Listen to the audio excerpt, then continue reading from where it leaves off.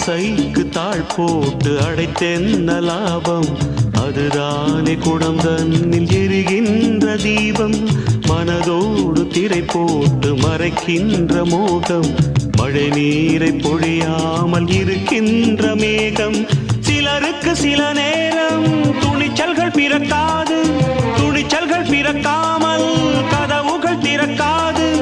காட்டாத காதல் எல்லாம் மீட்டாத வீணையை போல். ஓ